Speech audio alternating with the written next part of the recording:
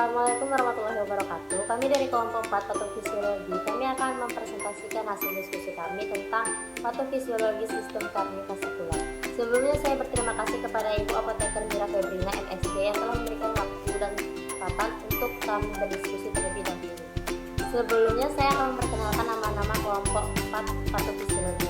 Yang pertama ada Lia Wardana, yang kedua Alia Rahma, yang ketiga Ayu Bismillahwani, yang keempat Lara Gati Arsak, yang kelima Nikita Nurulisa, yang keenam Putri, yang ketujuh Julius Mubarok. Selanjutnya saya akan menjelaskan sedikit tentang pengertian sistem kardiovaskular. Sistem kardiovaskular merupakan organ sirkulasi darah yang terdiri dari jantung, komponen darah, dan pembuluh darah yang berfungsi memberikan dan mengalirkan suplai oksigen dan nutrisi ke seluruh jaringan tubuh yang diperlukan dalam proses metabolisme tubuh. Sistem kardiovaskular memerlukan banyak mekanisme yang bervariasi agar fungsi regulasinya dapat merespon aktivitas tubuh. Salah satunya adalah meningkatkan aktivitas suplai darah agar aktivitas jaringan dapat terpenuhi. Pada keadaan berat, aliran darah tersebut lebih banyak diarahkan pada organ-organ vital seperti jantung dan otak yang berfungsi memelihara dan mempertahankan sistem sirkulasi itu sendiri. Berikut adalah gambar dari hypertensive heart disease atau kita sebut HHD. Pengertian dari HHD yaitu penyakit jantung hipertensi atau hypertensive heart disease atau HHD adalah istilah yang diterapkan untuk menyebutkan penyakit jantung secara keseluruhan, mulai dari left ventricular trophy atau LFH, aritmia jantung, penyakit jantung koroner, dan penyakit jantung kronis atau CHF yang disebabkan karena peningkatan tekanan darah, baik secara langsung maupun tidak langsung.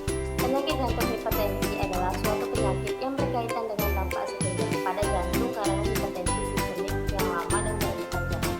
Penyakit jantung hipertensi merujuk kepada suatu keadaan yang disebabkan oleh peningkatan tekanan darah atau hipertensi. Selanjutnya saya kembalikan kepada teman. Baiklah, di sini saya akan melanjutkan materi selanjutnya, yaitu mengenai etiologi HHD. Tekanan darah tinggi dapat menyebabkan penyakit jantung iskemik atau menurunnya suplai darah untuk otot jantung sehingga menyebabkan nyeri dada atau angina dan serangan jantung dari peningkatan suplai oksigen yang dibutuhkan oleh otot jantung yang menebal. Tekanan darah tinggi juga berpengaruh terhadap penebalan dinding pembuluh darah yang akan mendorong terjadinya aterosklerosis atau peningkatan kolesterol yang akan terakumulasi pada dinding pembuluh darah.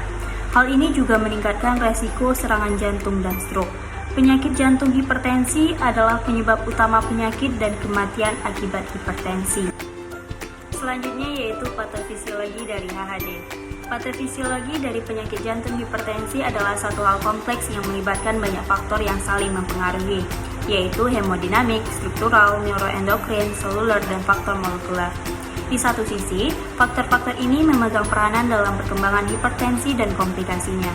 Di sisi lain, peningkatan tekanan darah itu sendiri dapat memodulasi faktor-faktor tersebut.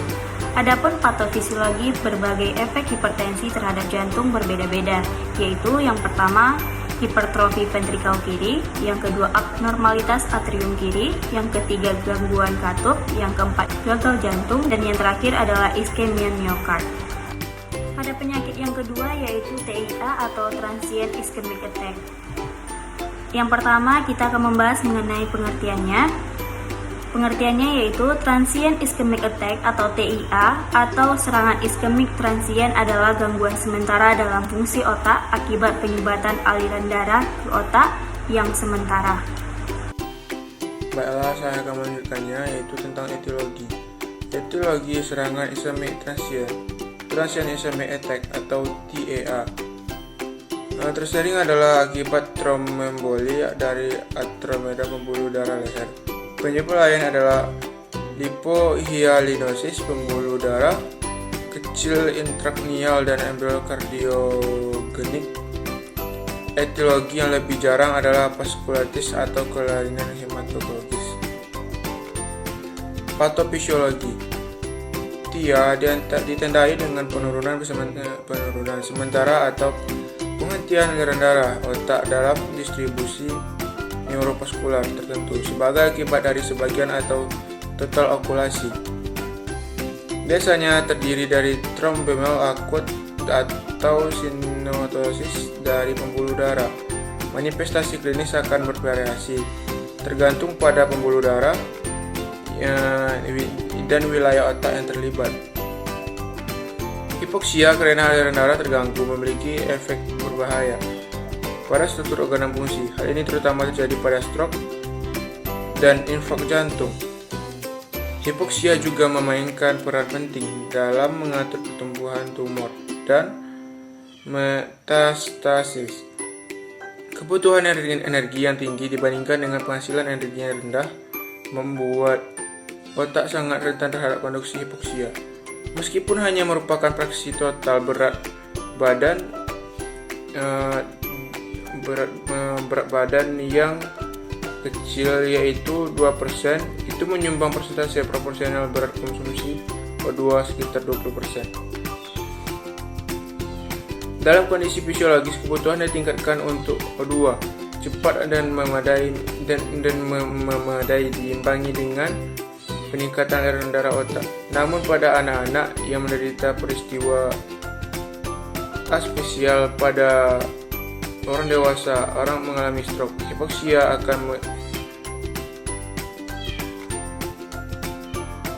hipoksemia dan iskemia masing-masing mengakibatkan cedera otak. Semakin lama durasi hipoksia atau iskemia, semakin besar dan lebih meredakan area otak yang terpengaruh daerah. Daerah yang paling terpengaruh adalah tampak batang otak, hipokampus dan korteks cerebral. Gejala klinis. Tanda khas TIA adalah kehilangan fungsi vokal SSP secara mendadak.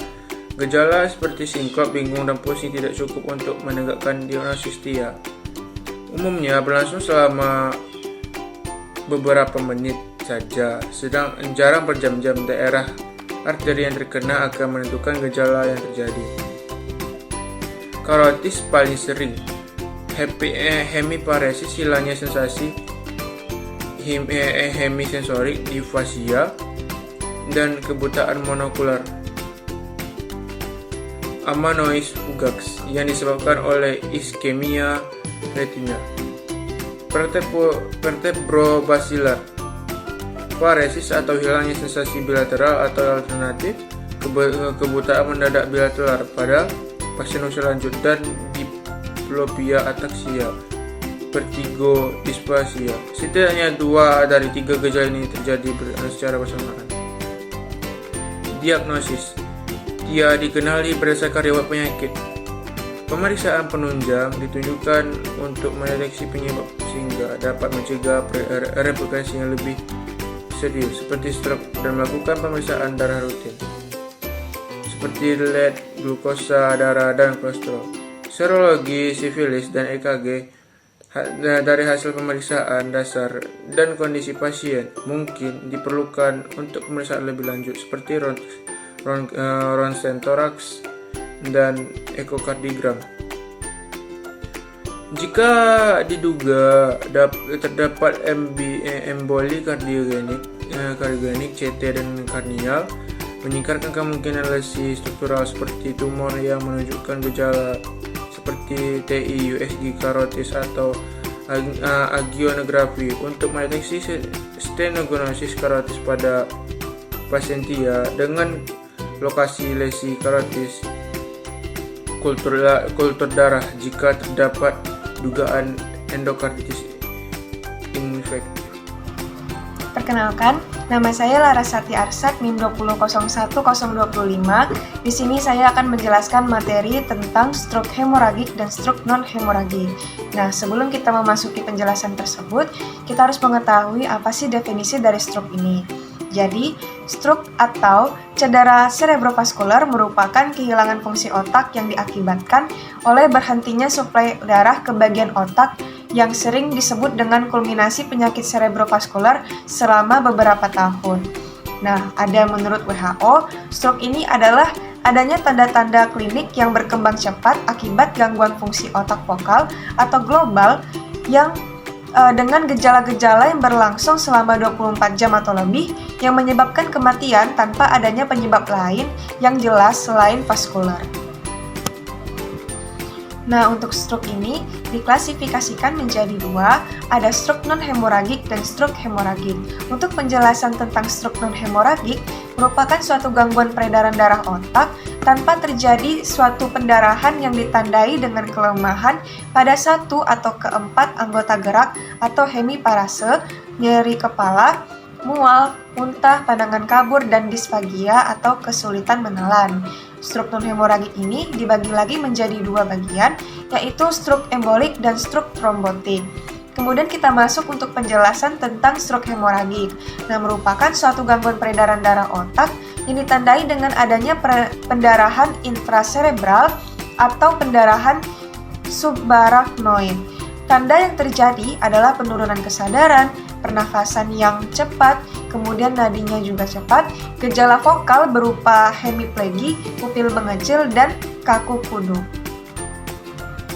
Selanjutnya, kita masuk ke penjelasan etiologi dan faktor resiko. Untuk etiologi, ada 4, yaitu trombosis atau bekuan cairan di dalam pembuluh darah otak, kemudian ada embolisme cerebral, atau istilahnya bekuan darah atau material lain yang bisa menyebabkan bekuan darah tersebut. Kemudian ada iskemia atau penurunan aliran darah ke area otak. Kemudian ada hemoragi cerebral, yaitu pecahnya pembuluh darah cerebral dengan pendarahan ke dalam jaringan otak atau ruang sekitar otak. Nah, akibatnya adalah penghentian suplai darah ke otak yang menyebabkan kehilangan sementara atau permanen gerakan, berpikir, memori, bicara, atau sensasi. Nah, untuk faktor resiko yang dapat menyebabkan stroke ini adalah hipertensi, penyakit kardiovaskular, kemudian ada kolesterol tinggi, peningkatan hematokrit, diabetes, kontrasepsi oral, merokok, penyalahgunaan obat, dan konsumsi alkohol. Baiklah, selanjutnya yaitu patofisiologi. Suplai darah ke otak dapat berubah pada gangguan vokal atau oleh karena gangguan umum. Aterosklerosis sering atau cenderung sebagai faktor penting terhadap otak. Trombus dapat berasal dari plak arteriosklerotik atau darah dapat beku pada area yang stenosis, di mana aliran darah akan lambat atau terjadi turbulensi. Oklusi pada pembuluh darah cerebral oleh embolus menyebabkan edema, dan nekrosis diikuti trombosis dan hipertensi pembuluh darah. Perdarahan intracerebral yang sangat luas akan menyebabkan kematian dibandingkan dari keseluruhan penyakit cerebral vaskular. Jika sirkulasi cerebral terhambat, dapat berkembang cerebral. Perubahan disebabkan oleh anoksia cerebral dapat reversibel untuk jangka waktu 4-6 menit. Perubahan irreversibel dapat anoksia lebih dari 10 menit. Anoksia cerebral dapat terjadi oleh karena gangguan yang bervariasi, salah satunya cardiac arrest. Selanjutnya yaitu ada gambar diagram alir. Nah, yang keempat yaitu ada dekompensasi kordis atau gagal jantung atau penyakit gagal jantung. Pengertiannya yaitu gagal jantung adalah suatu keadaan patofisiologis adanya kelainan fungsi jantung berakibat jantung gagal memompa darah untuk memenuhi kebutuhan metabolisme jaringan atau kemampuannya hanya ada kalau disertai peningkatan pengisian ventrikel kiri. Gagal jantung sering disebut gagal jantung kongestif adalah ketidakmampuan jantung untuk memompa darah yang adekuat untuk memenuhi kebutuhan jaringan atau oksigen dan nutrisi. Gagal jantung adalah ketidakmampuan jantung untuk memompa darah yang diperlukan untuk metabolisme tubuh. Penyebabnya yaitu menurut Smeltzer 2001, penyebab gagal jantung meliputi yang pertama kelainan otot jantung, yang kedua ada hipertensi sistemik atau hipertensi pulmonal, yang ketiga adalah peradangan dan penyakit degeneratif, misalnya pada miokarditis, endokarditis, rematik. Yang keempat ada penyakit jantung lain, misalnya pada mekanisme gangguan aliran darah melalui jantung, atau penyempitan katup semilunar dan katup alveolar. Pada peningkatan afterload, mendadak hipertensi manglina atau peningkatan tekanan darah berat disertai kelainan pada retina, ginjal, dan kelainan cerebral. Yang kelima ada faktor sistemik, misalnya pada meningkatnya laju metabolisme, meningkatnya kebutuhan oksigen jaringan atau berkurangnya oksigen dalam darah, anemia atau berkurangnya kadar hemoglobin, asidosis metabolik, dan abnormal elektrolit dapat menurunkan kontraktilitas otot jantung.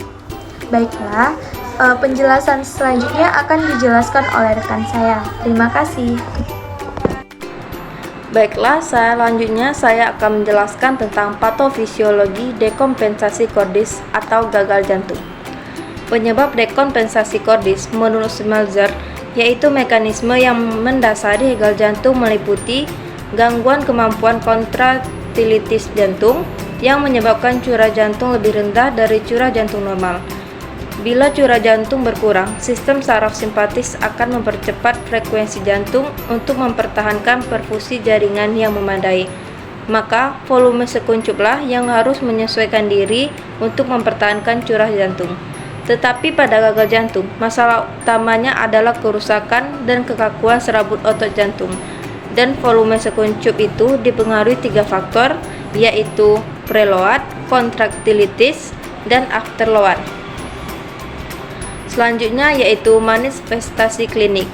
Menurut Tambayong, gagal jantung dimanifestasikan sesuai klasifikasinya, yaitu yang pertama, gagal jantung kiri, ditandai dengan edema pulmo, penumpukan cairan pada rongga dada, dyspnea, sesak napas, wheezing, mudah lelah, dan ansietas atau perasaan cemas. Yang kedua, ada gagal jantung kanan, ditandai dengan odem depen atau penumpukan cairan pada daerah distal dari jantung, hepatomegali, pembesaran hati, asites, penumpukan cairan pada rongga peritoneum, dan distensi vena jugularis atau adanya bendungan pada vena jugularis. Selanjutnya yaitu faktor risiko gagal jantung atau dekompensasi psikordis. Faktor risikonya yang pertama, aterosklerosis koroner atau tersumbatnya arteri akibat penumpukan plat kolesterol. Yang kedua, hipertensi sistemik atau hipertensi pulmoral adalah tekanan darah tinggi yang secara spesifik terjadi pada pembuluh darah arteri di paru-paru dan sisi kanan jantung. Yang ketiga, peradangan miokarditis, endokarditis, dan reumatik, yaitu peradangan pada otot jantung atau miokardium. Yang keempat, faktor sistemik. Faktor sistemik adalah faktor yang mempengaruhi tubuh secara keseluruhan, seperti faktor gen, nutrisi, hormon, dan hematologi. Dan yang kelima, stenosis katup AV dan katup spermiluron. Selanjutnya yaitu ACIS, Acute Coronary Syndrome. Dan materi selanjutnya adalah Acute Coronary Syndrome atau ACS, merupakan spektrum manifestasi akut dan berat yang merupakan keadaan kegawat daruratan dari koroner akibat ketidakseimbangan antara kebutuhan oksigen miokardium dan aliran darah. Bagian dari spektrum akut coronary syndrome adalah angina pectoris tak stabil, infark miokard akut dengan elevasi segmen ST, dan infark miokard akut tanpa elevasi segmen ST. Dan yang selanjutnya adalah faktor risiko dari akut coronary syndrome. Dapat diklasifikasikan menjadi dua. Dapat diklasifikasikan menjadi dua kelompok, yaitu faktor risiko yang dapat diubah seperti hiperlipidemia, hipertensi, diabetes, dan sindrom metabolit lainnya.